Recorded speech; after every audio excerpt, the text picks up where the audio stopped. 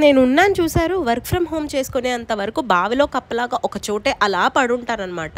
Once Hyderabad వచ్చానంటే కాలు గాలిన పిల్లిలాగా తిరుగుతూనే ఉంటాను. అంటే దాని అర్థం రోడ్ల మీదే ఉంటాను, హాస్టల్లో ఉంటాను అని అర్థం అనమాట.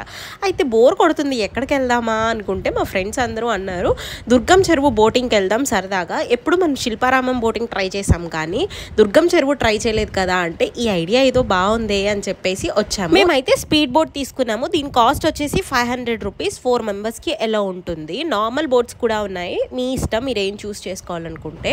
వచ్చిందండి వయ్యారి లైఫ్ జాకెట్ వేసుకొని. ఇది బతికిచ్చేస్తుంది అంటావా నిన్ను అంటారేమో, నాకు కూడా తెలీదు. అది వేసుకున్నప్పుడల్లా భయం వేస్తూ ఉంటుంది నాకు. సో ఇంతకీ బోట్ వెళ్ళే స్పీడ్కి నాకు చాలా భయం వేసింది మా ముందు వాళ్ళు వెళ్తున్నప్పుడు.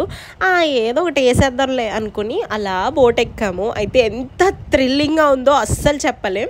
టైం అయితే 2 minutesలో వచ్చేసాము. బట్ చాలా వర్త్ అనిపించింది. కింద చేపలు ఉన్నట్టున్నాయి, నీ శ్వాసన కూడా వస్తుంది భయ్యో. ఇందుకే మీరు కూడా డెఫినెట్గా ట్రై చేయండి. ఒక మినిమం బడ్జెట్లో వెళ్ళాలి అనుకుంటే ఫ్రెండ్స్తో ఇది బాగా ఎంజాయ్ చేయొచ్చు. నేనైతే సజెస్ట్ చేస్తాను. ఇందుకే మీరు వెళ్ళారా? సబ్స్క్రైబ్.